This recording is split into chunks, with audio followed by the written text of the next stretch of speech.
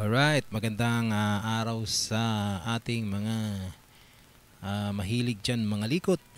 Ayan, papakita ko lang sa inyo yung ginawa ko dito sa aking, kung kilala nyo itong radyo na to, ito ay ICOM VHF transceiver, ICOM 02, ICOM 2SAT, 2SAT. Okay, harap natin na ganyan para makita sa camera. So, ang problema nito ay yung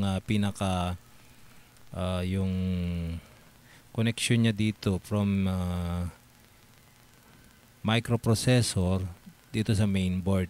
So, ang nangyari sa katagalan, lumutong na yung lumutong yung connection niya rito, ito. Nagkaroon na siya ng putol, and then ginawa natin ay nag-jumper na lang tayo.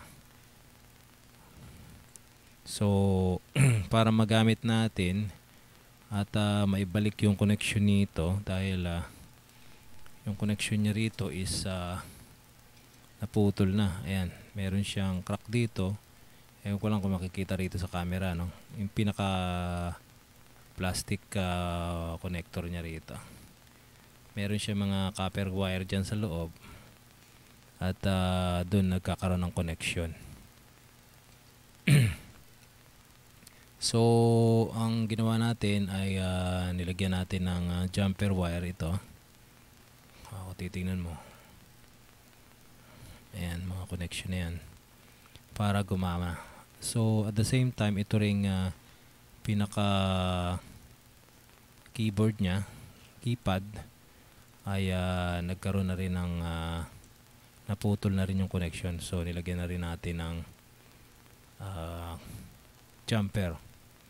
So ilan tong jumper na to? Mga 10 yata mahigit ito. And then dito meron siyang siguro mga kulang-kulang 10 din na connection na putol. So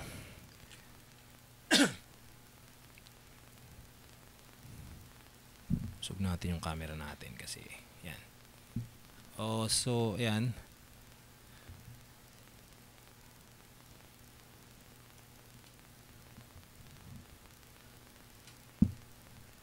Okay, so applyan natin ng power.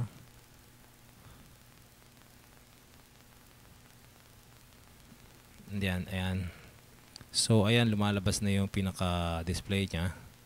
At dahil dito sa isang connection na to, naililipat na rin natin yung frequency niya. So meron na rin siyang transmit receive.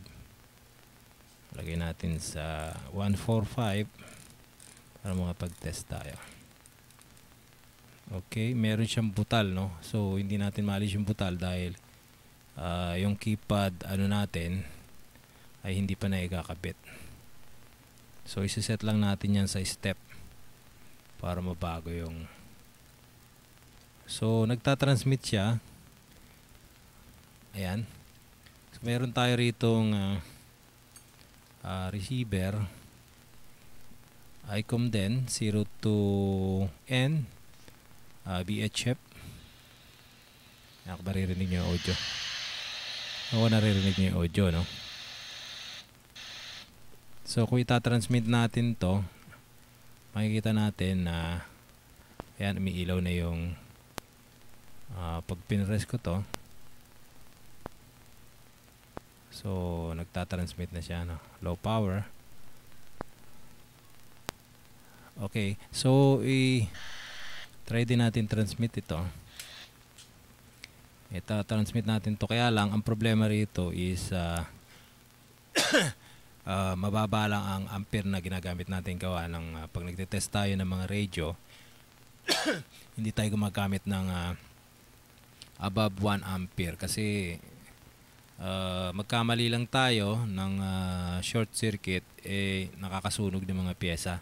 So ang ginagamit natin na rito pang test is below 1 ampere lang. So ang transmit nito is 1.5 ampere yata. So kaya nagtitrip siya. Yan, pag pinrest ko rito yung pinaka PTT niya, ito pala. Ito. Ayun. Nagre-register dito. Ayan.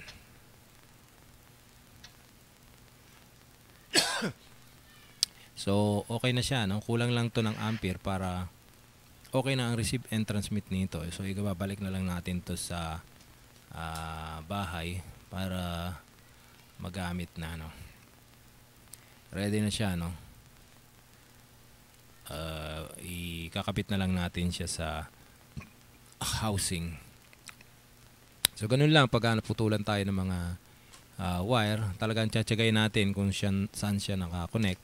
Katulad nito, isa-isa nating kinoconnect dyan yung kung saan yung may napuputol. Isa-isa mo kukonect papunta ron sa kabila. Ite-trace mo.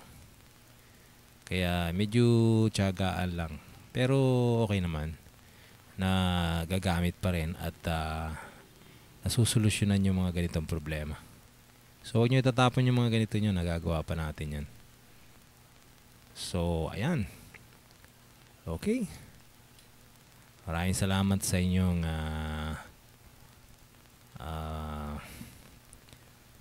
paghihintay. So, ayan. Okay. So, hanggang dito na lang. At maraming salamat sa inyong panonood. Magandang araw po. Bye-bye.